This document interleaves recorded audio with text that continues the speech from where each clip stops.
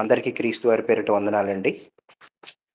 సామెతల గ్రంథం మొదటి అధ్యాయం మొదటి 9 వచనాలు. మొదటి వచనం, దావీదు కుమారుడును ఇశ్రాయేలు రాజునైన సొలొమోను సామెతలు, జ్ఞానమును ఉపదేశమును అభ్యసించుటకును, వివేక సల్లాపములను గ్రహించుటకును, నీతి న్యాయ యథార్థతలను అనుసరించుటయందు బుద్ధి కుశలత ఇచ్చు ఉపదేశమునందుటకును, జ్ఞానము లేని వారికి బుద్ధి కలిగించుటకును, యవ్వనులకు తెలివియు వివేచనయు పుట్టించుటకును తగిన సామెతలు. జ్ఞానము గలవాడు విని పాండిత్యము వృద్ధి చేసుకొనును, వివేకము గలవాడు ఆలకించి నీతి సూత్రములను సంపాదించుకొనును. వీటి చేత సామెతలను, భావసూచక విషయములను, జ్ఞానుల మాటలను, వారు చెప్పిన గూఢవాక్యములను జనులు గ్రహించుదురు. యెహోవా యందు భయభక్తులు కలిగి ఉండుట తెలివికి మూలము. మూర్ఖులు జ్ఞానమును ఉపదేశమును తిరస్కరించుదురు. నా కుమారుడా, నీ తండ్రి ఉపదేశము ఆలకింపుము, నీ తల్లి చెప్పు బోధను త్రోసివేయకుము. చివరగా 9వ వచనం, అవి నీ తలకు సొగసైన మాలికయు నీ కంఠమునకు హారములనై ఉండును.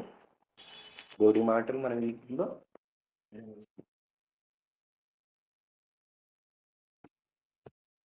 వందనాలు. అందరికీ మన ప్రొఫైన్ యేసుక్రీస్తు నామంలో వందనాలండి. మరి ఈ రోజు మనం వాక్యాన్ని నేర్చుకొనుటకు గాను దేవుడు మనకి ఇచ్చిన ఈ మంచి కరుణాన్ని బట్టి, సమయాన్ని బట్టి దేవునికి వందనాలు చెల్లిస్తూ మరి వాక్యం అంశము బైబిలు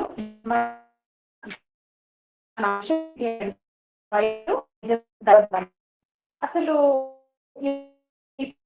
అని ఆలోచన చేయకముందు దేవుని సహాయాన్ని తీసుకుని మరి పరిశుద్ధాత్మ మనకు తోడుగా ఉండి మనకి ఈ ప్రశ్నకు సరైన సమాధానం దేవుడే ఇచ్చేలాగా ప్రార్థనతో మనం ముందుకు వెళ్దాం. ప్రార్థన. తండ్రి, ఈ సాయంత్రం గృహంలో మేమందరం చిన్నైనా మరి చేరి ప్రభా తండ్రి, ఇక్కడ చిన్ని మందగా మేము ఉండి మీ యొక్క మాటలను వినడానికి, మీ యొక్క జ్ఞానాన్ని ఇచ్చిన సమయాన్ని బట్టి నీకు స్తోత్రాలు చెల్లిస్తూ ఉంటున్నాం. నైనా మరి బైబిలు నిజమైన దైవ గ్రంథమా అని మేము ఆలోచించడానికి మీరు మాకు ఇచ్చిన సమయాన్ని బట్టి నీకు వందనాలు. మా ఆలోచనలు కాదు కానీ మీ యొక్క ఆలోచనలతో మమ్మల్ని నింపమని, మీ పరిశుద్ధాత్మ సహాయాన్ని మాకు దయచేయమని, మా అందరితో కూడా మాట్లాడి ప్రభు మా ప్రశ్నకు సరైన సమాధానాన్ని మీరే దయచేయమని కోరుకుంటూ ముందున్న సమయాన్నంతా నీ చేతులకు చెప్తూ మరి ఇంకా రావాల్సిన బిడ్డలను త్వరగా తీసుకుని రమ్మని ఈ నామం పేరిట బ్రతుకులాడుతూ యేసుక్రీస్తు పరిశుద్ధ నామమున ప్రార్థించి అడిగి వేడుకొంచున్నాం తండ్రి, ఆమేన్. మంచిదండి. మరి కొన్ని మాటలను మనం ఆలోచించడానికి ప్రయత్నం చేద్దాం. బైబిల్ నిజమైన దైవ గ్రంథమా అని ఆలోచించే ముందు అసలు బైబిల్ అంటే ఏంటి అనేది మనం తెలుసుకోవడానికి ప్రయత్నం చేద్దాం. బైబిల్ అనగానే చాలా మందికి రకరకాల అపోహలు ఉన్నాయి. కొంతమంది బైబిల్ని మత గ్రంథం, ఇది క్రైస్తవులకు మాత్రమే చెందిందని కొంతమంది అంటూ ఉంటారు. కొంతమంది లేదండి, ఇది మార్గాన్ని చూపించే మహాగ్రంథం, ఇది దైవ జ్ఞానం దీంట్లో కలిగి ఉంది, అన్ని గ్రంథాల కన్నా కూడా చాలా గొప్పది ఈ గ్రంథం అని అంటూ ఉంటారు. మరి ఒక్కసారి ఈ బైబిల్ అనేది ఎందుకు గొప్పది అని మనం ఆలోచిస్తే అసలు బైబిల్ అంటే ఏంటి, పదం ఎక్కడి నుంచి వచ్చింది అని మనం ఆలోచించగలిగితే మనకి కొంచెం క్లారిటీ వస్తుంది. ఏంటి అని అంటే బైబిల్ అనగానే ఒరిజినల్ గా అది ఇంగ్లీష్ పదము కాదు, తెలుగు పదము కాదు. బైబిల్ అనేది బిబ్లాస్ అనే ఒక గ్రీకు పదం నుండి వచ్చింది. బిబ్లాస్ అనే ఒక గ్రీకు పదం, దాని అర్థం ఏంటి అని అంటే పుస్తకాల సముదాయం. బైబిలు అనగానే అర్థం ఏంటి అని అంటే పుస్తకాల సముదాయం. అంటే ఎన్నో కొన్ని సముదాయం అనగానే ఏంటి అని అంటే ఇప్పుడు ఇది చూడండి, 1 2 3, ఇప్పుడు ఇట్లా ఇది కలిపితే ఇది ఒక పుస్తకాల సముదాయం. అంటే కలెక్షన్ ఆఫ్ బుక్స్, కొన్ని పుస్తకాలను కలిపి మనము బైబిల్ అనే పదాన్ని, బిబ్లాస్ అనే పదాన్ని గ్రీక్ లో వాడతారు. దాన్ని మనం తెలుగులోకి తీసుకుని వచ్చి బైబిల్ అని, ఇంగ్లీష్ లో బైబిల్ అని మనం వాడుతూ ఉన్నాం. అలా చాలా పదాలని మనం ఇంగ్లీష్ లోవి తెలుగులో, ఉర్దూలోవి తెలుగులో, ఇలా రకరకాల పదాలు మాట్లాడుతూ ఉంటాం. అలాగే ఈ బైబిల్ అనే గ్రీకు పదాన్ని కూడా ప్రాచుర్యంలోనికి వచ్చింది. సో దాని అర్థం ఏంటి అని అంటే గ్రంథముల సముదాయము, అంటే కలెక్షన్ ఆఫ్ బుక్స్, కొన్ని గ్రంథాలు, కొన్ని పుస్తకాలను కలిపితే వచ్చేది గ్రంథముల సముదాయము. సో ఏ గ్రంథాలు కలిసి ఉన్నాయి అని మనం తెలుసుకోగలగాలి. ఎందుకంటే మనకు ముందు బైబిల్ అనేది ఏంటో అర్థమైతే అప్పుడు మనం బైబిల్ నిజంగానే దైవ గ్రంథమేనా, అంటే దేవుడు ఇచ్చిన గ్రంథమేనా, దీనికి ఏమన్నా రుజువులు ఉన్నాయా, ఎలా మనం ఇది దైవ గ్రంథము అని రుజువు చేయగలుగుతాం. ఎందుకంటే చాలా మందిలో ఈ బేసిక్ డౌట్ ఉండిపోతుంది. నిజమేనా, ఇది దేవుడే ఇచ్చాడా, దేవుడిస్తేనే వచ్చిందా అని చాలా మందికి చాలా రకాల ఆలోచనలు ఉన్నాయి. సో ముందు మన చేతిలో ఉన్న బైబిల్ యొక్క గొప్పతనం తెలిస్తే మనకి తెలియకుండానే దేవుడు అంటే ఒక మంచి గౌరవం ఏర్పడుతుంది.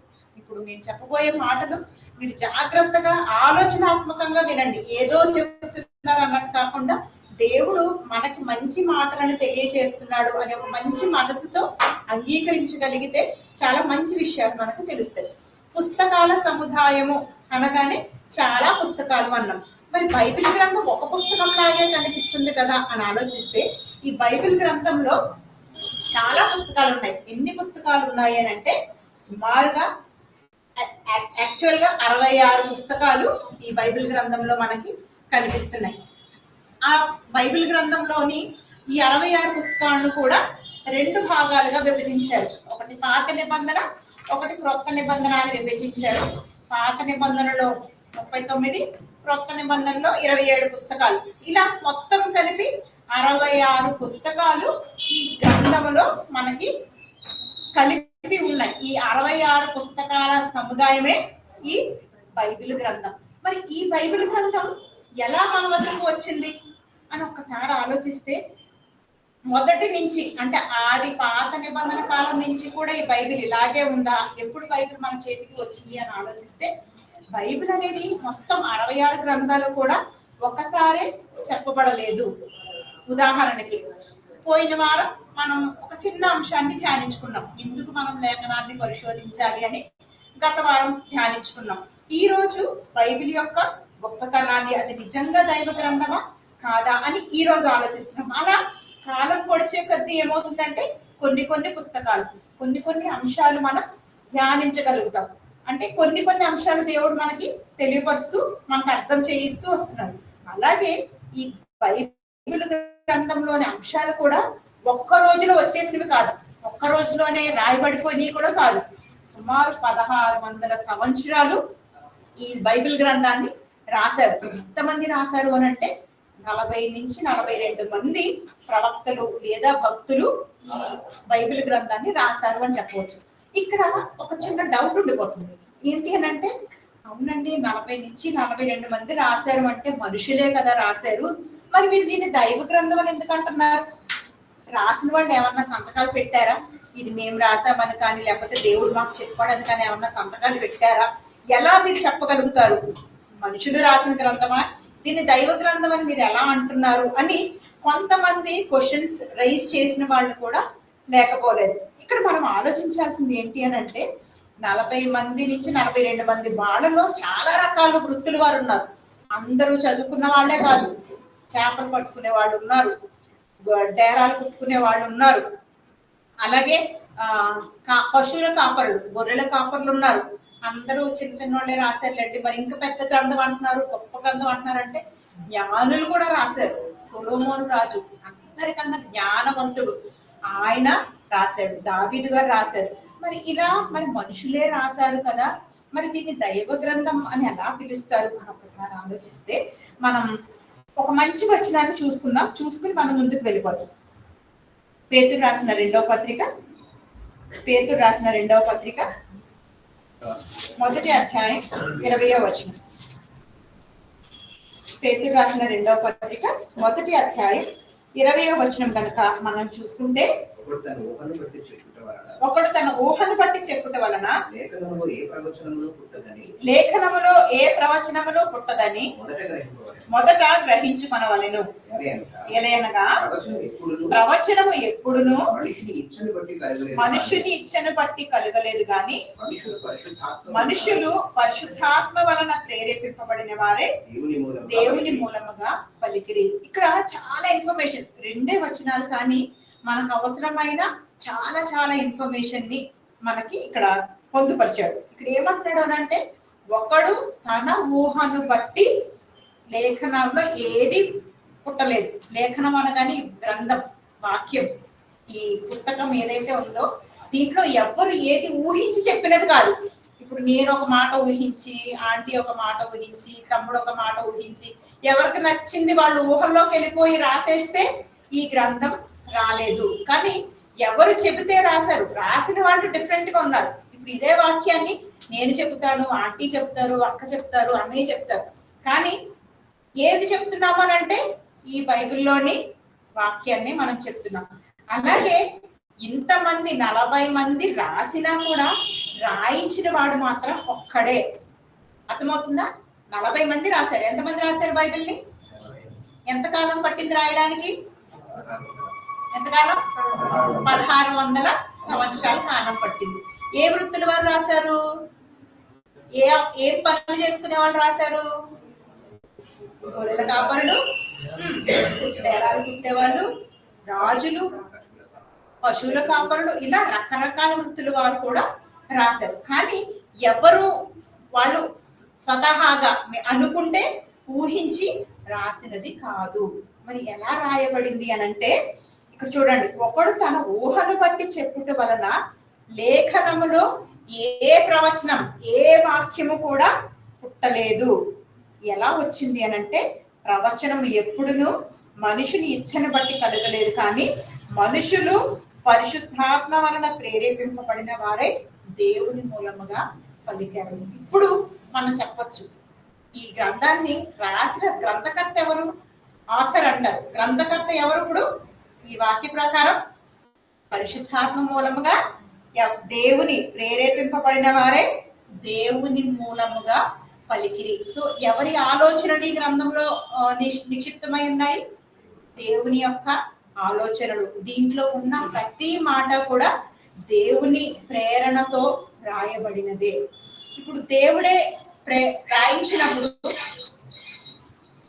దేవుడు దాని కింద సంతకం పెట్టాల్సిన అవసరం ఉందంటారా? ఒకసారి ఆలోచించండి.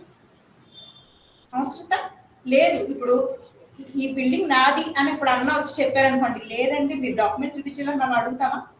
ఎందుకు? అది అన్నదే, అన్న పేరు మీద ఆల్రెడీ రిటర్న్ అయిపోయింది. నా ప్రతి ఒక్కరికి డాక్యుమెంటేషన్ చూపించాల్సిన అవసరత లేదు. అలాగే ఇది దేవుడు రాయించిన గ్రంథం అని మనం నమ్మినప్పుడు నిజంగా దేవుడు ఎవరు?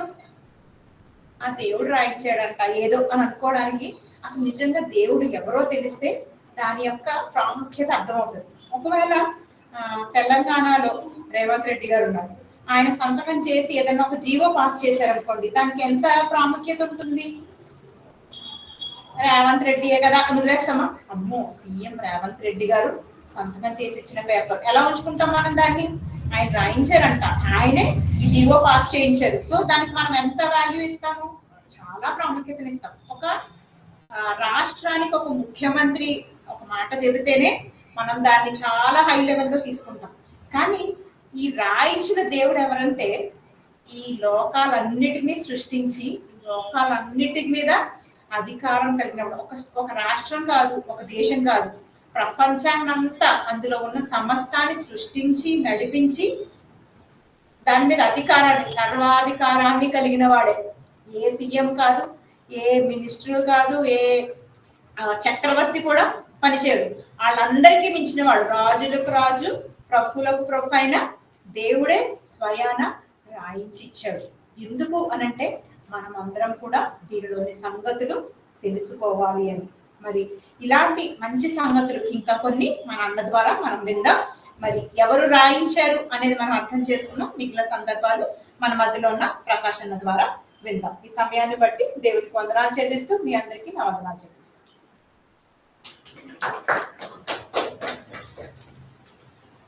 మంచిదండి.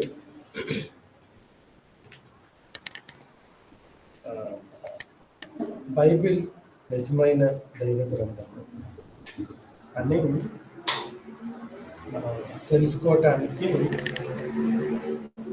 బైబిల్లో ఉన్న ఆధారాల కన్నా ప్రపంచంలో మనుషులు ఇది నిజమైన దైవ గ్రంథమేనా అని ఎన్నో రకాలుగా ప్రశ్నిస్తూ వాళ్ళ యొక్క అజ్ఞానాన్ని లేదా వాళ్ళకి అమాయకత్వాన్ని మన మీద చూపించడం జరిగింది. అలాంటప్పుడు బైబిల్ అనేది నిజంగా దైవ గ్రంథమేనా అని ఏ విధంగా మనం ముందుగా ఇప్పుడు శాస్త్రవేత్తల పరిశోధనలు లేదా వాళ్ళు అడిగిన ప్రశ్నల కన్నా వాళ్ళకి ఎలా సమాధానం చెప్పాలో అది వేరే విషయం. ఒకవేళ వాళ్ళకి వస్తే వాళ్ళకి వచ్చే సమాధానం వేరేగా ఉంటుంది. లేదండి అసలు బైబిల్ అనేది దైవ గ్రంథం కింద మేము ఎలా కన్సిడర్ చెయ్యాలి, ఇప్పుడు ఇక్కడ ఉన్న మనము ఇది నిజంగా దేవుని గ్రంథమేనా లేదా ఇంకెవరైనా వేరేగా ఆలోచించవచ్చా అనే ధోరణి ఒకవేళ వస్తే, అలాంటప్పుడు మనం ఎలా దీన్ని పరిగణలోకి తీసుకోవాలి, అది చాలా ఇంపార్టెంట్. దానికి గాను బైబిల్ ఒకవేళ నిజమైన దైవ గ్రంథమే అని చెప్పడానికి కొన్ని ఆధారాలు ఉన్నాయి. వాటిల్ని దేవుడు రాసిన గ్రంథమే అని తెలుసుకోవటానికి ఒక చక్కటి సందర్భాన్ని చూడటానికి ప్రయత్నం చేద్దాం. అదేంటి అంటే, ఈ గ్రంథాన్ని దేవుడే రాశాడా లేదా ఎవరన్నా రాసి మనల్ని ఫాలో అవ్వమని చెప్తున్నారా? రేపన్న రోజున దేవుడు ఈ గ్రంథాన్ని నేను ఇవ్వలేదు, మీరు వేరే గ్రంథం చదివేస్తున్నారు, నా గ్రంథం అయితే ఇలా ఉండదు అని దేవుడే ప్రశ్నించాడు అనుకోండి. అలాంటప్పుడు మనం ఇచ్చే సమాధానం ఏంటి? దేవా, ఇది నీదా కాదన్న విషయం నాకు ఎలా తెలుస్తుంది? ఇప్పుడు ఇది దేవుడే ఇచ్చాడు అన్న సంగతి మనకు తెలియాలి. దానికోసం మనం చూసాం, ఇది దేవుడే రాయించాడు అన్న ఒక సందర్భాన్ని చూసాం, దేవుడే రాయించాడు అనే సందర్భాన్ని చూసాం.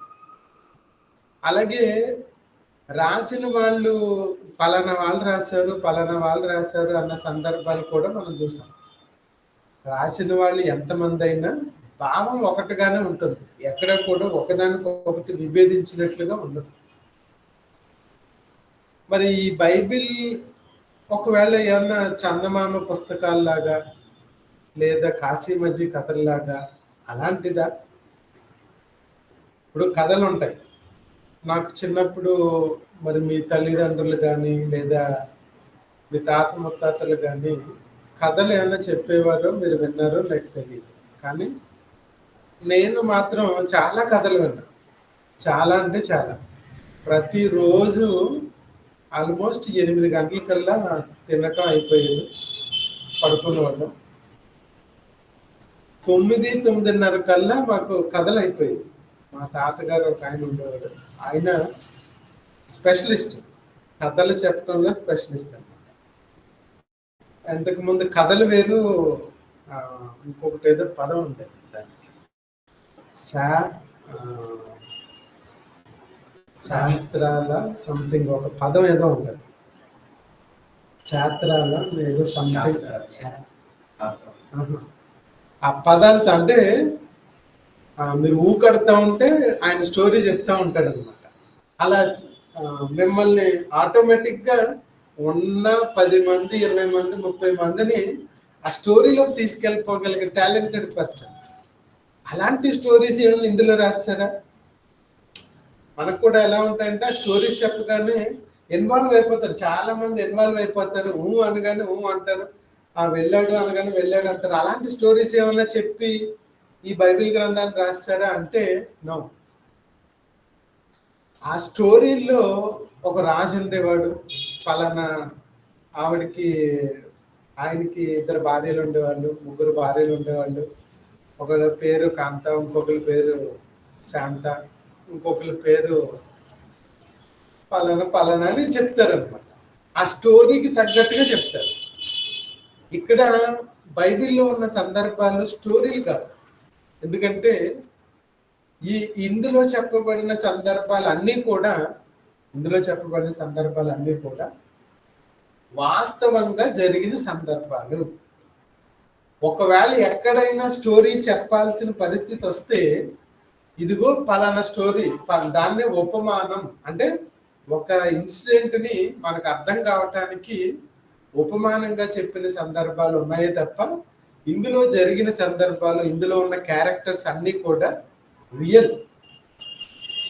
దాంట్లో ఎలాంటి సందేహం లేదు. ఎందుకంటే ఆ రోజు చెప్పబడిన ప్లేసెస్ కానీ, ఆ రోజు బైబిల్లో ప్రస్తావించబడిన దేశాలు కానీ, ఊర్లు కానీ, పట్టణాలు కానీ ఇప్పటికీ ప్రపంచంలో ఉన్నాయి.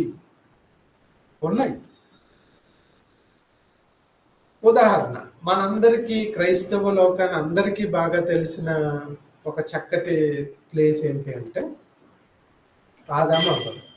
ఎందుకు ఆదాము అవ్వలు అనేవాళ్ళు ఎక్కడ ఉండేవాళ్ళు?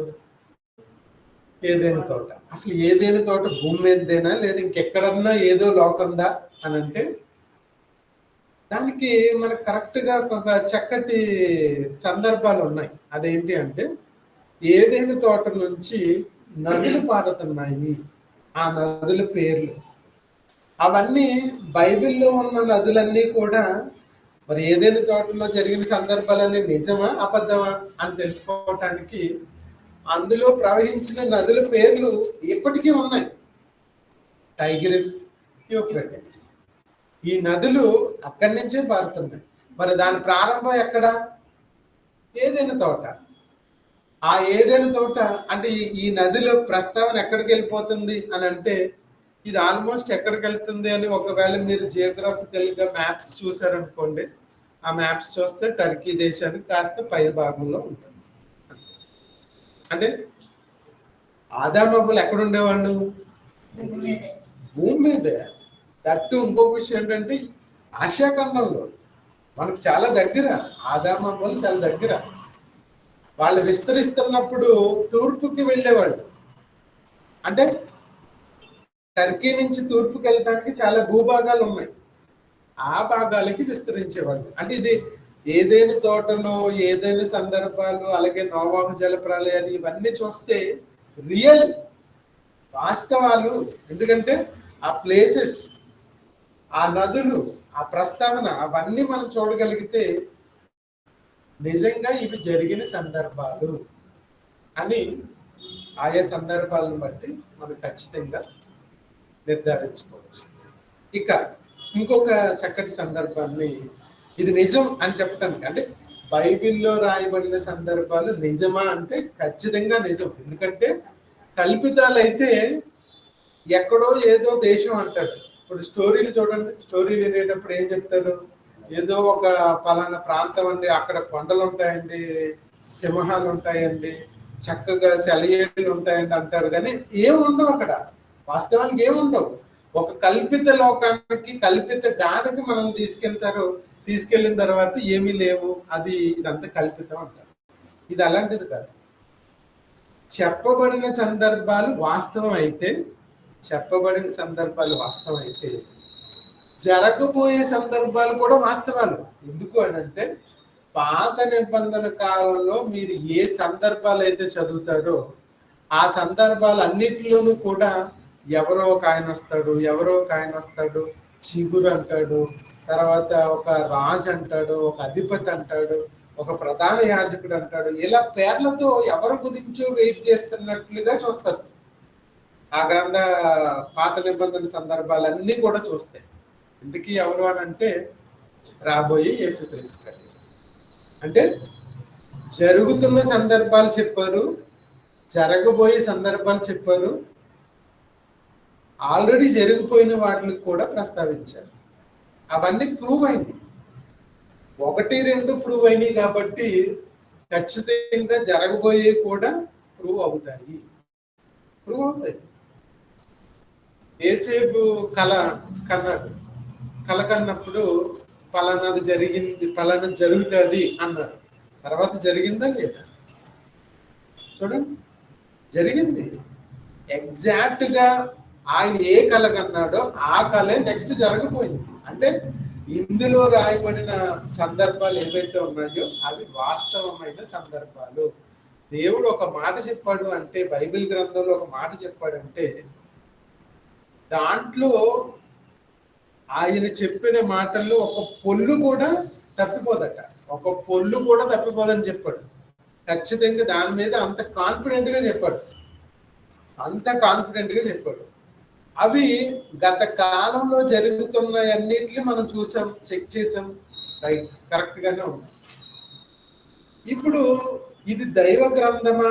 అలా అయితే దైవ గ్రంథం అయితే మరి దీంట్లో కాస్త మనం చెప్పుకోలేని సందర్భాలు, దాన్నే ఏమన్నారు అంటే అశ్లీలత అలాంటివి కూడా కనపడుతున్నాయి కదండి ఈ మధ్య కాలంలో. ఎక్కువగా మనకి వినపడుతున్న సందర్భాలు ఏంటి అంటే ఒక ఆయన తప్పు చేశాడు కదా, తన కుమార్తెలతో పోయినప్పుడు వాళ్ళకి పిల్లలు కన్నారు కదా అని, ఇలాంటివి కూడా ఇక్కడ ఉన్నాయి కదా, మరి ఇది ఎలా పరిశుద్ధ గ్రంథం అవుతుందని ఒక వాదన కూడా మనకి లేకపోలేదు. ఎప్పుడైనా ఒకటి గమనించాలి, అక్కడ జరిగిన సందర్భాలు ఒకవేళ నిజంగా మన చేతే తప్పు అనిపించుకునే అంత, అలాంటి సందర్భాలు తప్పు అనిపించుకునే అంత పరిస్థితి రాసిన వాళ్ళకి కూడా ఉన్నదా? ఈ రాయకూడదు, వద్దు, బాగోదు, మళ్ళీ ఎవరన్నా వింటే ఏంటి ఇలాంటివి రాసుకున్నారు అనుకుంటారని దేవుడు కూడా తెలీదా? దేవుడికి తెలీదా ఆ సందర్భాలు రాయకూడదని? ఇలాంటివి జరగకూడదు అని, ఇలాంటివి జరిగినప్పుడు తప్పు అని చెప్పాడు అంటే దాని అర్థం ఏంటి? ఇలాంటివి జరగకూడదు, మీ మధ్యలో ఇలాంటివి జరగకూడదు, చెయ్యకూడదు, ఇలాంటివి పొరపాటును కూడా జరగకూడదు, జాగ్రత్త పడండి.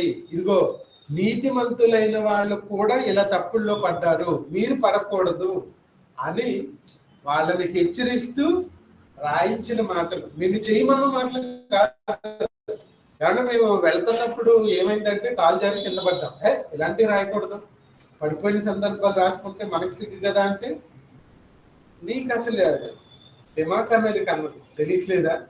ఇక్కడ పొరపాటు జరిగింది కనుక నువ్వు వెళ్ళేటప్పుడు జాగ్రత్తగా వెళ్ళాలి అని చెప్తున్నాడు. దానికి మనం అవమానపడ్డాయి, మనం కింద పడ్డ సంగతులు కూడా రాసుకుంటామంటే, మంచివాడైతే తండ్రి రే నాయన జాగ్రత్త, నేను కూడా అలానే పడ్డాను, కాలు ఎరగొట్టుకున్నాను అని మన వాళ్ళైతే చెప్తారు మన బాగు గురించి.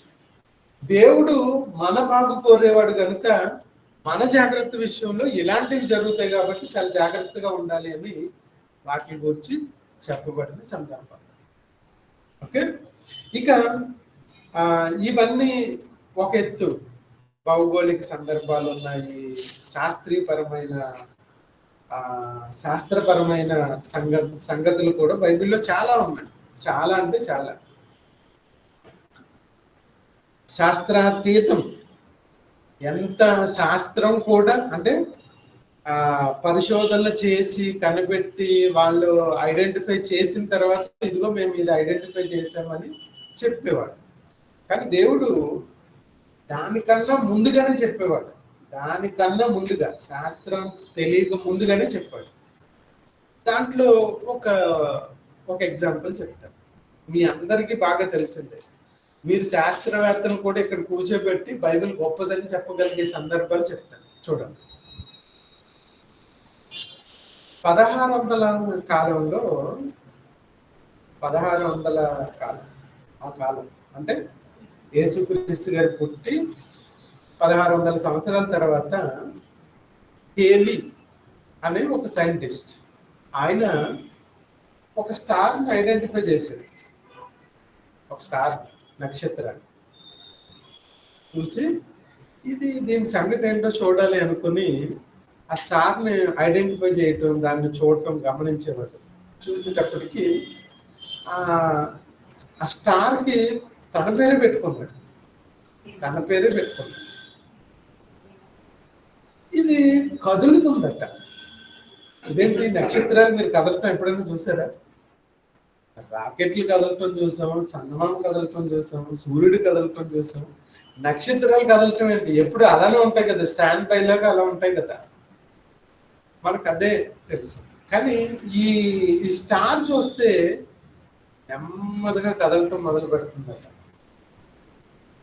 ఇన్ని సంవత్సరాలకి ఇలా వస్తుందని క్యాల్కులేట్ చేసి చెప్పేటప్పటికి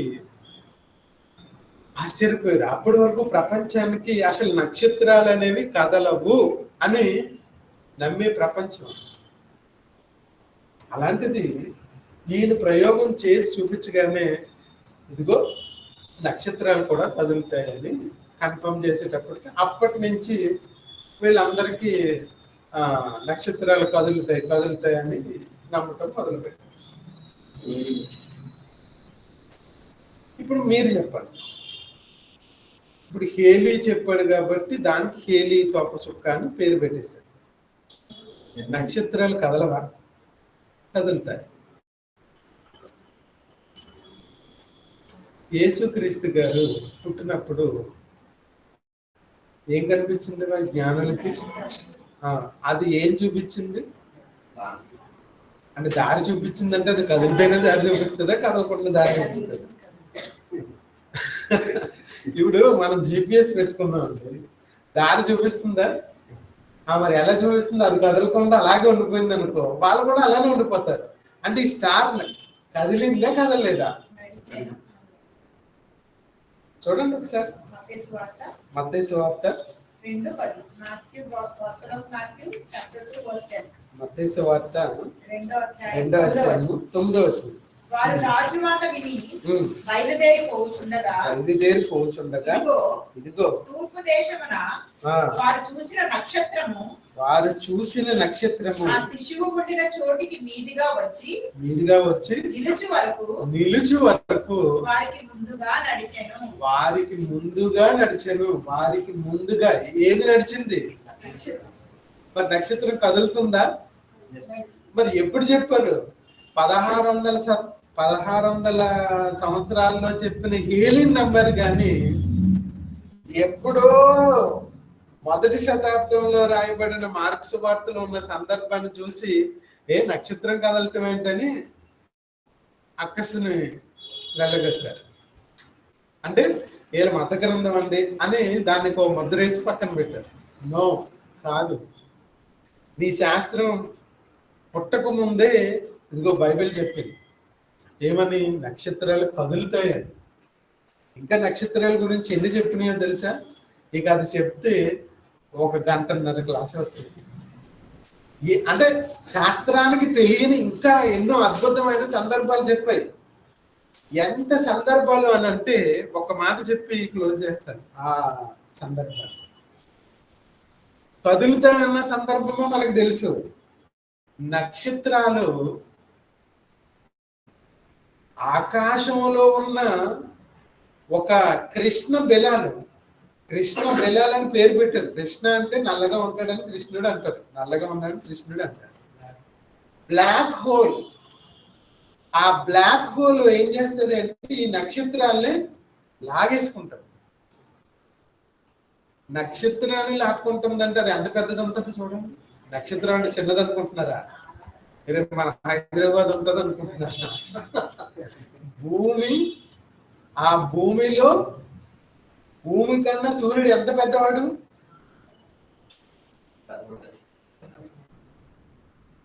కొన్ని వందల వేల రెట్లు పెద్దవాడు సూర్యుడు. సూర్యుని ఒక నక్షత్రం అనుకుంటే ఆ సూర్యుని లాగలిగిన శూన్యం అగాదు ఇంకెంత పెద్దది. అసలు అలాంటి దాంట్లో మనం పడితే ఎలా ఉంటుంది? అసలు చీకటి చీకటి చీకటి, ఎక్కడ చూసినా ఎటు చూసినా చీకటి అనుకోండి, పిచ్చెక్కిపోదా? ఒక విషయం చెప్తాను ఈ సందర్భంలో.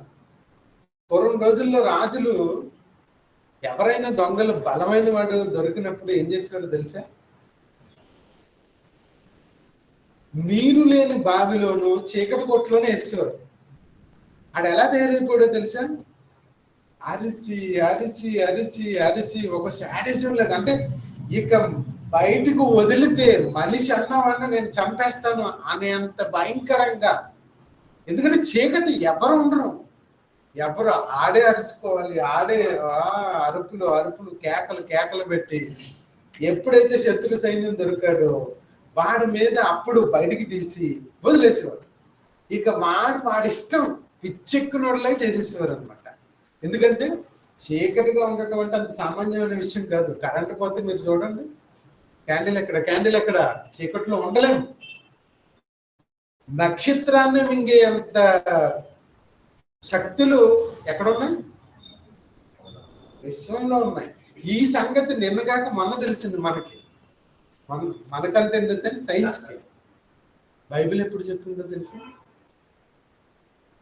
బైబిల్ ఎప్పుడు చెప్పిందో తెలుసా? ప్రారంభంలో. చూడండి ఒకసారి, యోధా పత్రిక 13వ వచనం. అందులో ఒకటే ఉంటది, ఒకటే అధ్యాయం ఉంటుంది. ఆ ఒక్క అధ్యాయంలోనే ఎన్ని సందర్భాలు చెప్పాడో చూడండి. యోధా రాసిన పత్రిక 1వ అధ్యాయము 13వ వచనం. తాము వెళ్ళగక్కు వారై సముద్రము యొక్క ప్రచండమైన అలలుగాను మార్గము తప్పి తిరుగు చుక్కలుగాను ఉన్నారు. వారి కొరకు ఏం పెట్టాడట? మార్గం తప్పి తిరిగే చుక్కలకు ఏమున్నది? గాఢ అంధకారము, అంటే చీకటి. దేనికి? మార్గం తప్పి తిరిగే చుక్కలు. చుక్కలు అనగానే నక్షత్రాలు. మార్గం తప్పు తిరుగుతున్న నక్షత్రాలకి దేవుడు ఏం పెట్టాడో తెలుసా? కృష్ణ బిలాలు పెట్టాడు, బ్లాక్ హోల్స్. ఏమండి, ఇప్పుడు తప్పు చేసిన వాళ్ళు ఇప్పుడు రోడ్డు మీద మనం వెళ్తుంటాం. వెళ్ళేటప్పుడు ఎవడన్నా ఒకడు ఇలా ఇలా ఇలా తిరుగుతుంటే వెళ్ళిపోతున్నాడు అనుకోండి. అంటే అది ఇష్టం వచ్చినట్టు వెళ్తున్నాడు. ఏంటండి, ఎవరో చూడరా, ఏంటి గవర్నమెంట్ అసలు పట్టించుకోదా అంటాం. అనగానే మరి ఏం చేస్తామండి, గవర్నమెంట్ ఇలా ఉంది అంటాం. అదే ప్రతి ఒక్కడు లైన్ లో వెళ్తున్నాడు అనుకోండి, భలే బాగుందండి, చాలా నీట్ గా మెయింటైన్ చేస్తున్నారు, లా అండ్ ఆర్డర్ బాగుంది అంటాం. ఇప్పుడు దేవుడు మెయింటైన్ చేస్తున్నాడు. దేవుడు లా అండ్ ఆర్డర్ మెయింటైన్ చేస్తున్నాడు. నక్షత్రాలు ఎక్కడైనా తేడా జరిగితే వాటిని తీసుకెళ్ళి ఎక్కడ వేస్తున్నాడు? గాఢాంధకారంలో వేసేస్తున్నాడు. కనుక నక్షత్రాలు ఇప్పుడు ఏది చూడండి, నక్షత్రాలు అనగానే సూర్యుడు, చంద్రుడు, ఇవేవి చూడండి, ఏవైనా సరే కరెక్ట్ గా తిరుగుతాయా, తేడాగా తిరుగుతాయా? ఎందుకు? తేడా జరిగిందా నక్షత్రాలతో సహా తీసుకెళ్లి దాంట్లో వేసేస్తాడు. శిక్ష విధించేవాడు ఉన్నాడు. రూలింగ్ ఉంది, రూలింగ్ గవర్నమెంట్ ఉంది. ఇక్కడ దేవుడని ఆయన ఇక్కడ రూల్ చేస్తున్నాడు. కనుక ప్రకృతిలో ఉన్న అన్ని కూడా చక్కగా పనిచేస్తాయి. ఎందుకంటే అండర్ కంట్రోల్డ్ బై దేవుడి పర్యవేక్షణలో ఉన్న ఇవన్నీ కూడా. మన పర్యవేక్షణలో కాదు. మన మాట కుక్క కూడా విందు, దోమ కూడా విందు. దోమ మెంట్లోకి రావద్దా అనగానే వస్తూనే ఉంటది. మనకంత చేతకంటాను, అంతే కదా. దోమలు రాకండి అనండి, మీ మాట ఉంటాయా? అదే దేవుడు ఒక్కసారి పడమట గాలిని ఇలా విసిర చేశాడు అనుకోండి, దోమలన్నీ పోతాయి. తెలుసమ్మా, దోమలు కూడా మా వాళ్ళు బాగా చదువుకుంటున్నారు, బాగా డిస్టర్బెన్స్ అవుతుంది, దేవుడి కోసం పని చేస్తున్నారు, నిలబడ్డారు అనుకోండి, దేవుడు ఏం చేస్తాడో తెలుసా? వేలికి దోమలు ఉండకూడదు, క్లీన్ అని ఒక్క మాట చెప్పాడు అనుకోండి, మొత్తం అన్నీ వెళ్ళిపోతాయి. ఆయన చెప్పాడు అనుకోండి, దోమలు లాంటి మిడతలు వచ్చి మీ మీద పడతాయి. ఇది ఎవరి దగ్గర ఉందనుకుంటున్నారు? దేవుని దగ్గర. దేవుడి దగ్గర మీరేం వరి అవ్వకండి, మీరేం బాధపడాల్సిన పని లేదు. ఎన్ని దోమలు మిమ్మల్ని కుట్టినా అందులో ఏ దోమ మీకు హాని లేకుండా ఎవరు చేయగలరు? దేవుడు చేయగలరు. అలానే విదిలేసి తిరగండి, చక్కగా కంట్రోల్లో ఉండాలి. కంట్రోల్ తప్పకూడదు, కంట్రోల్లో ఉండాలి. సృష్టి కంట్రోల్లో ఉంటుంది. మనం ఎంతటి వాళ్ళు? ఆయన పిల్లలు లాంటి వాళ్ళు ఇంకెంత కంట్రోల్లో ఉండాలి, ఎంత డిసిప్లిన్ గా ఉండాలి, ఒకసారి ఆలోచన చేయండి. ఇలాంటి శాస్త్రానికి తెలియని సందర్భాలు ఎప్పుడో చెప్పింది, కాకపోతే మనం ఆలోచించాం. బైబిల్ని క్షుణ్ణంగా ఆలోచన చేయగలిగి దాన్ని దగ్గర పెట్టుకోగలిగితే ఎన్నో అద్భుతమైన సందర్భాలు దాంట్లో ఉంటాయి. గాలికి ఏముందట? చిన్నపిల్లలు మీరు స్కూల్కి వెళ్ళారమ్మా? స్కూల్కి వెళ్ళిన వాళ్ళు ఎవరైనా ఉన్నారా? స్కూల్ 8th 9th క్లాస్కి వెళ్ళారా? చదువుకున్నారా? చదువుకుంటే మనకు ఒక ప్రాక్టికల్ పెడతారు. దాంట్లో 2 బెలూన్స్ ఇస్తారు. ఒక బెలూన్కి దారం కడతారు, కామన్ బ్యాలెన్స్ అంటారు. త్రాసుకి వేసి ఈ ఒక త్రాసులో ఏం పెడతారు? గాలి లేని బెలూన్, బుగ్గలని అంటారమ్మా, బుడగలు, అందులో పెడతారు. ఇంకో దాంట్లో గాలి నింపిన బెలూన్ పెడతారు. అప్పుడు ఏం తెలుస్తుంది? ఏది కిందకి వెళ్తుంది, ఏది పైకి వస్తుంది? గాలి ఉన్నది కిందకు వస్తుంది, గాలి లేనిది పైకి వెళ్తుంది. అప్పుడు గాలికి ఏముంది? బరువు. గాలికి ఏముంది? ఇది ఈ మధ్య కాలంలో ప్రాక్టికల్ చేసి, అవును గాలికి బరువు ఉంటుంది, గాలికి ప్రెషర్ ఉంటుంది, పీడనం అంటారు. తెలుసా? ఇప్పుడు మనకి పీడనం అంటే ఏమనుకుంటున్నారు?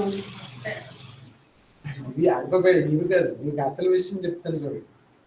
ఈ ప్రొక్లైనర్, క్రెయిన్స్ ఇవన్నీ నడుస్తున్నాయా? ఎలా నడుస్తున్నాయి అనుకుంటున్నారు?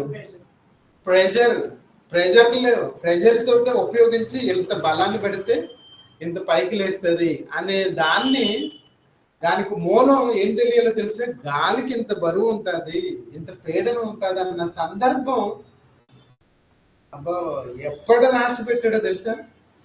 ఎప్పుడు ఎన్ని వేల సంవత్సరాల క్రితం రాశాడు అనుకుంటున్నారు? చూడండి ఒకసారి.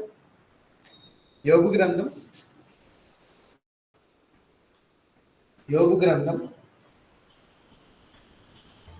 గాలికి ఇంత బరువు ఉండాలి అని రాసి పెట్టిన ఆయన ఎవరు? దేవుడు.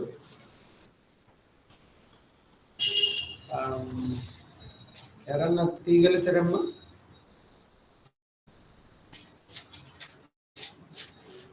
ఇరవై 7వ అధ్యాయము గుర్తుందా? యోబు గ్రంథం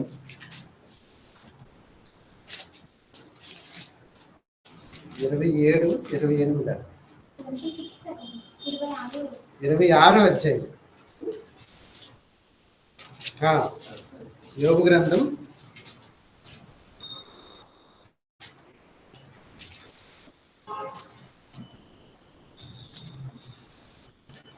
8వ వచనమ్మా.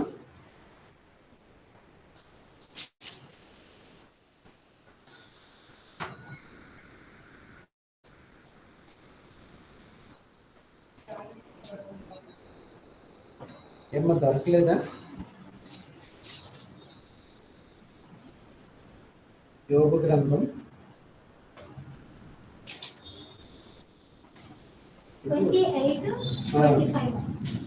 28వ అధ్యాయము. చూడండి, వెరీ గుడ్. 28వ అధ్యాయము 25వ వచనం.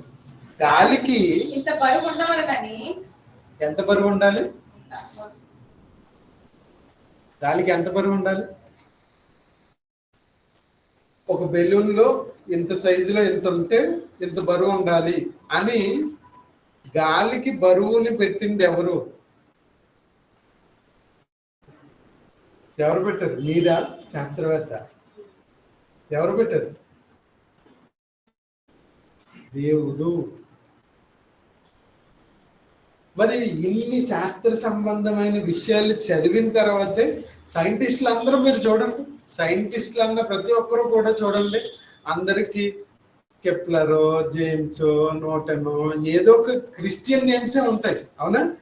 శాస్త్రవేత్త అనగానే ఎక్కువగా ఉండే పేర్లన్నీ కూడా ఏవో తెలుసా? ఈ క్రిస్టియన్ నేమ్సే ఉంటాయి. ఎందుకు అనుకుంటున్నారు? వాళ్ళు ప్రతిరోజు చదివేది ఏంటి? బైబిల్. ప్రతిరోజు చదువుతున్నదే బైబిల్. ఇలా చదువుతూ ఉన్నప్పుడు అవును కదా, ఇది ఒకసారి ప్రాక్టికల్ గా చేసి చూస్తే బాగుంటుందేమో అని చేస్తున్నారు.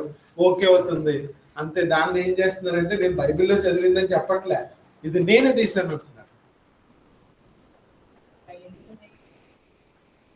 అంతే. ఇక బైబిల్ని గుర్తుపట్టట్లేదు. ఎవరో కొద్ది మంది మాత్రమే మేము చదివి అన్ని బైబిల్లోనే అండి, దేవుడి బైబిల్లో రాయించాడు అని చాలా తక్కువ మంది చెప్తున్నారు.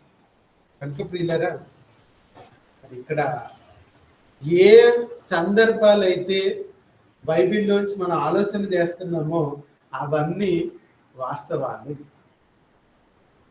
ఓకే, చివరిగా ఒక అద్భుతమైన సందర్భాన్ని చెప్తాను,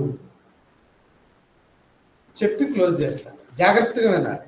మీరు ఇది వినకపోతే మీరు మిస్ అయినట్టే, మీరు చాలా కోల్పోయినట్లే.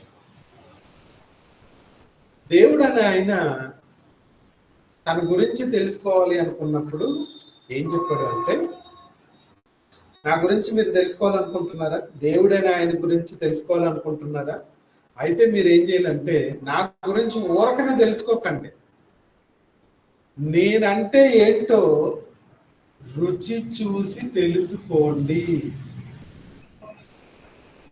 రుచి, దేవుడంటే రుచి ఎలా తెలుస్తుంది చెప్పండి? తీయగా ఉంటుందా, పుల్లగా ఉంటుందా, ఎలా ఉంటుంది?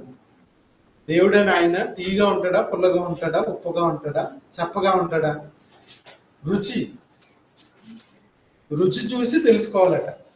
తీయగలుగుతారమ్మా? ఎన్నో వచ్చిన తీయగలుగుతారా? దేవుడని ఆయన్ని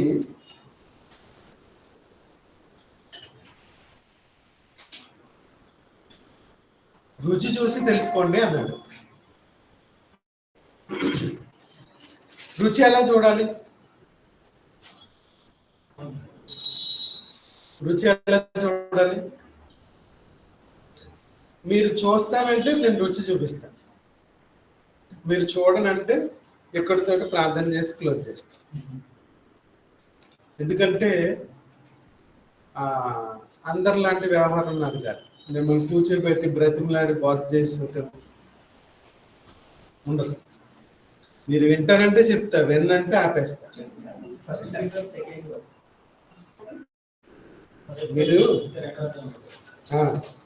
మీరు వింటానంటేనే చెప్తాం, లేకపోతే లేదు.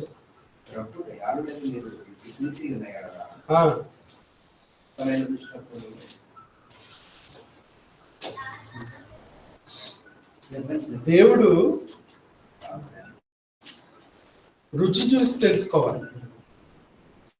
మొట్టమొదటిగా ఒక విషయాన్ని చెప్తా, అదేంటి అంటే, దేవుడు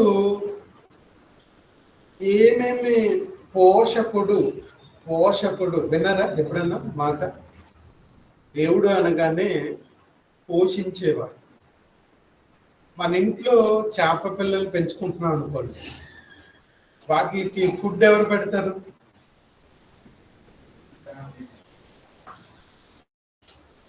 మన ఇంట్లో చేప పిల్లలు పెంచుకుంటున్నాం, ఎక్వేరియం అంటారు. ఎక్వేరియంలో చేప పిల్లలు పెంచుతారమ్మా? పెంచట్లేదా? ఎక్కువ మంది పెంచరు. ఎందుకు? దానికి రోజు ఫుడ్ వేయాలి, ఫుడ్ వేయకపోతే మళ్ళీ చచ్చిపోతాయి, అంతే కదా. ఎన్ని చేపలు పెంచుతారు? 100, 200? ఎన్ని చేపలు పెంచుతారు? 100, 200? కొన్ని కుక్క పిల్లల్ని పెంచుతారా? ఎన్ని? 100, 200? ఒకటేనా? కొన్ని పక్షుల్ని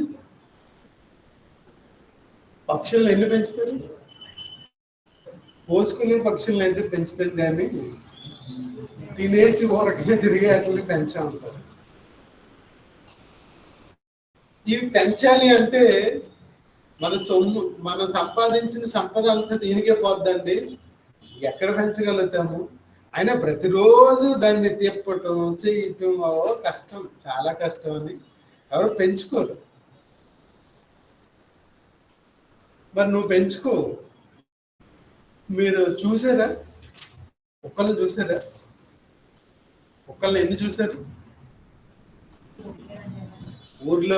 ఊర్లలో సిటీల్లో కుక్కలు ఎన్ని ఉంటాయి?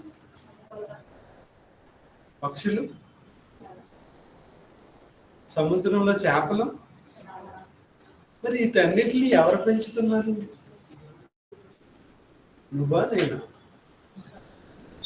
నువ్వు చేతగానవాడు అన్న సంగతి ఆల్రెడీ తెలిసిపోయింది, నువ్వు గురించి ఏం చెప్పక్కర్లేదు. నువ్వు ఎంత చేతగాని వాడువో మాకు బాగా తెలుసు. ఒక చేప పిల్లలు నీకు ఇచ్చి పిల్లలు పెట్టించు అంటే ఓ సతమతం అయిపోతావు. ఒక చిన్న పక్షి పిల్లలు నీకు ఇచ్చి పెంచు అనగానే అది కొంతకాలానికి నీ దగ్గర ఉన్న తర్వాత ఎగరటం కూడా దానికి రాదు, అలా తయారు చేసేస్తాను. మన ఇంట్లో పెంచుకునే అన్ని రకాల జంతువులు బక్క చిక్కిపోయి ఏదో ఒక జబ్బు పడి అలా ఉంటాయి. అదే బయట చూడండి, చాలా అడవిలో అయితే ఇంకా చక్కగా అసలు పుష్టిగా ఉంటాయి. సముద్రంలో చేపలు ఎంత పెద్దవి, ఇంత చేపలకి, ఇన్ని పక్షులకి, ఇన్ని జీవరాశులకి ఆ వాటికి ఏం కావాలో వాటి కోరిక తీర్చగలవా? ఆహారం పెట్టడమే నీకు రాదు, దాన్ని తిప్పటమే నీకు రాదు. దేవుడు ఏం చేయగలడో తెలుసా? కాకి పిల్లకు ఏదైనా కోరిక ఉందనుకోండి, కాకి పిల్లకు కోరిక ఉంటే అప్పుడు ఆ కాకి అడుగుతుంది, తండ్రి నా పిల్లకి ఇదిగో పలానా జున్ను ముక్క కావాలి అనగానే, జున్ను ముక్క అమ్మ ఇదిగో నువ్వు పలానా అపార్ట్మెంట్ కిందకి వెళ్ళి అక్కడ నిలబడు, ఒకడు అభాగ్యుడు వస్తాడు, వాడి చేత నీకు ఇప్పిస్తాను అంటాడు. యోగ గ్రంథం 38 వచ్చాయి 41.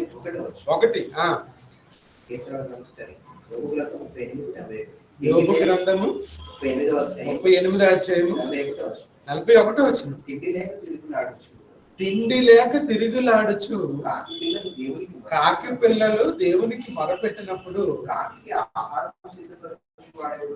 కాకి ఆహారాన్ని సిద్ధపరిచిన వాడు ఎవడు?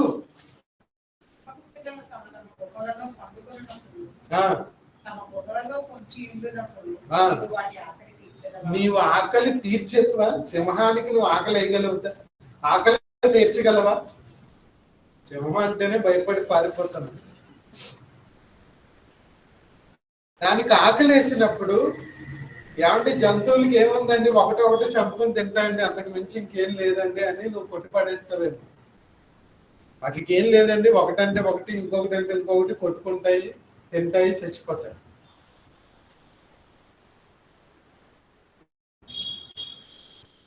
మీరు జాగ్రత్తగా ఆలోచించగలిగితే ఒక విషయం చెప్తాను, చాలా మందికి తెలియంది, ఆలోచించండి. మనకి ఈవేళ ఫుడ్ ఉంది కదా, మనకి ఫుడ్ వరి, రైస్ మీరు ఎంత కొంటారమ్మా? కిలో ఎంత కొంటారు? రేషన్ షాప్లో ఎంత? రూపాయా, 2 రూపాయల? రూపాయి. రేషన్ షాప్లోకి రూపాయికి ఎందుకు వస్తున్నాయి? మనకి ఎందుకు 60 రూపాయలు అవుతున్నాయి? వాస్తవానికి ఒరిజినల్ రేటు 60, 70, 40, 30 ఉంటాయి. ఇవి ఎక్కడి నుంచి కొన్నారు? రైతులకి ఎవరు ఇచ్చారు? వాళ్ళు పంట వేశారు. పంట వేసినప్పుడు చక్కగా ధాన్యం గింజలు వచ్చాయి.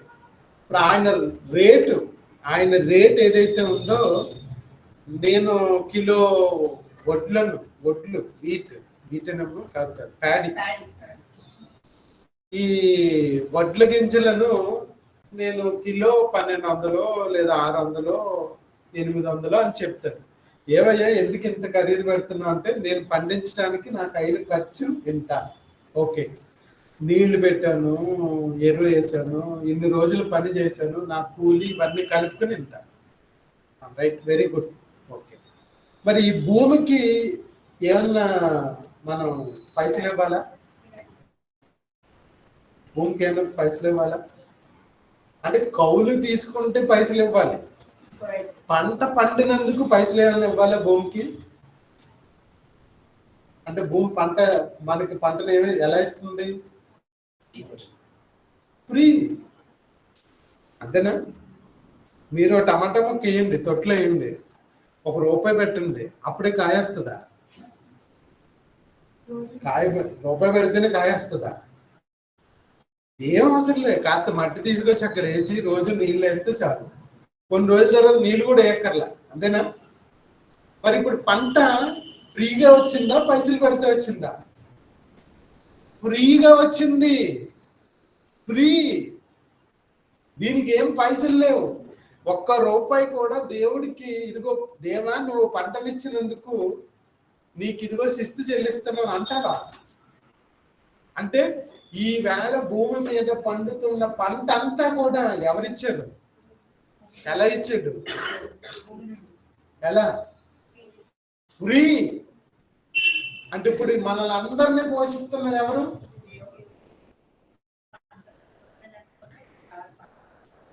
ఒకవేళ ఈ మాట చెప్పటానికి కానీ వినటానికి కానీ నీకేమైనా సిగ్గు లేకపోతే ఏమన్నా ఇలాంటి ఏమన్నా వచ్చేస్తున్నాయి అనుకోండి, ఈ భూమి కాకుండా ఎక్కడన్నా ఏదన్నా ఒక చంద్రమండలానికో ఒక సూర్యమండలానికో లేదా వేరే ఇతర గ్రహాలకో వెళ్ళు, అక్కడే తిను, అక్కడే పండించుకో, అక్కడే ఉండు. ఈ భూమిని అయితే దేవుడే పంట పండించి మనకి ఫ్రీగా అందిస్తున్నాడు.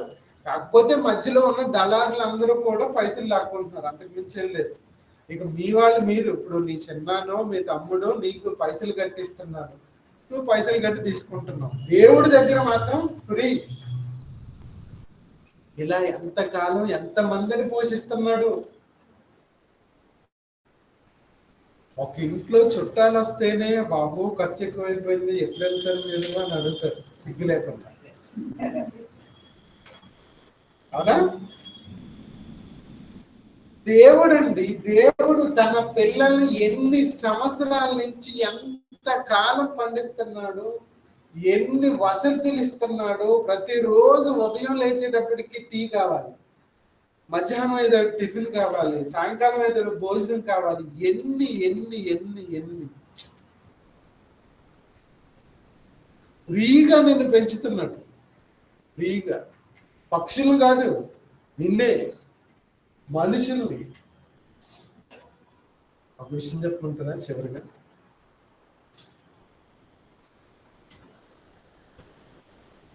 దేవుని సేవ చేస్తున్న వాళ్ళను పోషించే విషయంలో ఆయన గొప్పతనం చూడండి. నీకు ఫలాన్ని ఇచ్చి దాంట్లో ఒక 10వ వంతో లేకపోతే 1వ వంతో తీసుకెళ్లి దేవుని సేవ చేస్తున్నారు కదా, వాళ్ళకి ఇయ్యయ్యా అంటాడు. అంటే ఇండైరెక్ట్ గా నీకు ఇచ్చి నీ చేతిలో నుంచి సేవకుడికి ఇచ్చి ఆ సేవకుడు పని చేస్తున్నందుకు అతను కూడా ఎంత పోషించేవాడుగా ఉన్నాడు. ఈవేళ దేవుడు ఏ సేవకుడైనా అన్నం లేకుండా చచ్చిపోయినట్టుందా? అసలు తన ప్రజలే చనిపోరు, ఇక సేవకుడా? అమ్మమ్మ సేవకుడిని ఇప్పుడు మనం ఎక్కడికన్నా రాగానే మనం ఏమనుకుంటాము అంటే, అయ్యారు మీరు భోజనం చేయాలంటారు. దానికోసం ఆకలితోటి రావాలి, ఎందుకంటే వాళ్ళు పెడతారు, తినాలి, తినకపోతే మళ్ళీ బాధపడతారని. తన సేవకులైన వాళ్ళని ఏ పని మీరు చేయకండి. ఇశ్రాయేలీల గోత్రాలలో 12 ఒక గోత్రానికి లేవి గోత్రం, అయినా మీరు ఏ పని చేయకూడదు. ఇశ్రాయేల్లో 12 గోత్రాల వాళ్ళు పని చేస్తారు, వాళ్ళు తీసుకొచ్చి మీకు ఇస్తారు. ఎన్నో వందో తెలుసా? 10వ వంతే ఇస్తారు మీకు. అది చాలు మీకు. అంటే తన సేవకులకు 10వ వంతు ఇవ్వటానికి తన వాళ్ళకి ఎన్ని ఇస్తాడో తెలుసా? 100. అది తీసుకుంటున్నందుకే మన వాళ్ళు చాలా మంది ఏమంటే ఎక్కువ తీసేసుకుంటున్నారు సేవకులైన వాళ్ళని బాధపడిపోతున్నారు. నీకు ఇచ్చేది 100 అయ్యా, నీకు ఇచ్చేది 100. చూసారా? ఇప్పుడు అర్థమవుతుందా? దేవుడు అనగానే పోషకుడు అండి. ఎవరిని పోషిస్తాడు అనుకుంటున్నారు?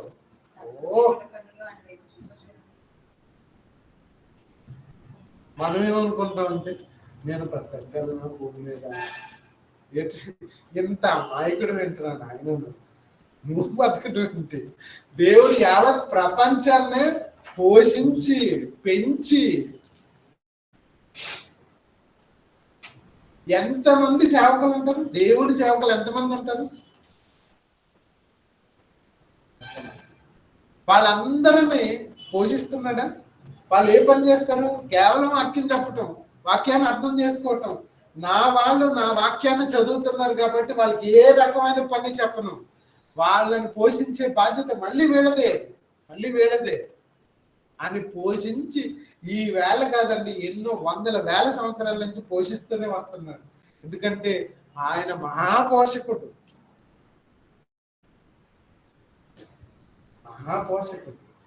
ఇంక ఇది కూడా నీకు అర్థం కాలేదు. ఈ రుచి కూడా చూడలేదా నువ్వు? ఈ రుచి కూడా చూడలేదా దేవుడిని? రుచి అంటే ఏదో అనుకోకండి, ఇదే కరువు వచ్చే టైంకి నీకంటూ కొన్ని వసతులుగా పెట్టేసి కాపాడి ఉంచి ఆ కరువు కాలంలో కూడా నిన్ను పోషించగలను సమర్థుడు. కనుక ఇది దైవ గ్రంథం, దేవుడు రాయించింది. దాంట్లో ఉన్న మాటలు కూడా దేవుడు అక్షరాల నెరవేర్చినది. దాంట్లో మీరు ఎలాంటి అనుమానం పడాల్సిన అవసరం లేదు. దాంట్లో ఉన్న ప్రతి సందర్భం, ప్రతి మాట మీరు తీసుకోండి. ఇది నెరవేరిందా, నెరవేరుతుందా, జరిగిందా, జరగలేదా అడగండి. జరిగిందైతే జరిగిందని చెప్తారు, జరుగుతుంది అయితే జరుగుతుందని చెప్తారు, జరగబోయేదైతే ఈ విషయం ఇంకా జరగలేదయ్యా, జరుగుతుందని చెప్తారు. ఏది కూడా పొల్లు కూడా తప్పిపోదు. ఇది నిజమైన దైవ గ్రంథం. మీరు రుచి చూడగలిగితే ఒక రుచి చూపించారు, పోషకుడు అనే రుచిని చూపించారు. ఇక ఇలా ఎన్ని చూపించుకుంటారు? మీ ఓపిక నా భాగ్యం. ప్రార్థనతో ఈ సెషన్ను ముగించుకుంటాం. మమ్మల్ని మిక్కిలిగా ప్రేమించిన మా ప్రియ పర్లకు ఈ సాయంకాల భాగంలో ప్రియులతో చేరి మీ గ్రంథం, మీరు రాయించి ఇచ్చిన గ్రంథం ఎన్నో సందర్భాలలో మా కొరకు మీరు దాచిపెట్టిన సందర్భాలు, ఎన్నో మాటల్లో ప్రతి మాట కూడా మీరేంటన్న సందర్భాలు తెలుసుకోవటానికి మీరు మాకు ఇచ్చిన అవకాశం చాలా ఉన్నతమైనది. మేము అర్థం చేసుకుని దాని ప్రకారంగా ముందుకు సాగిపోయే చక్కటి అవకాశాన్ని మాకు మా ప్రియులకు అందజేయండి. ఎల్లవేళలా మీ అందు మేము ఆనందించి సంతోషించగలిగిన చక్కటి పరిస్థితిని మాకు ఇవ్వండి. మీ కృపలో మమ్మల్ని అందరినీ భద్రపరుస్తూ ముందుకు తీసుకెళ్తూ మమ్మల్ని పోషిస్తున్న దేవుడని, మా కొరకు ఒక గ్రంథాన్ని రాశారని, ఆ గ్రంథ ప్రకారంగా మా జీవితాలను మేము సరిచూసుకుని ముందుకెళ్ళగలిగే, ఈ గ్రంథాన్ని మీరే రాసి మాకు ఇచ్చారని నమ్మగలిగే చక్కటి దృఢ సంకల్పాన్ని, దృఢ విశ్వాసాన్ని మా వీళ్ళందరికీ కలిగజేసి ఈ మాటల చేత ఆకర్షించబడేవారిగా ఉండగలిగే చక్కటి వాక్యాన్ని అనుగ్రహించిన మీరే మాతో ఉండి మమ్మల్ని ముందుకు నడిపించిన క్రీస్తు వారి వారికి ప్రార్థన అడుగుతున్నాం. మన తండ్రి అయిన దేవుని నుండి, కుమారుడైన యేసుక్రీస్తు నుండి, పరిశుద్ధాత్మ అన్యోన్య సహవాసం ఇప్పుడు ఎల్లప్పుడు సదాకాలం మనందరికీ తోడైంది. అందరికీ వందనాలు. సదా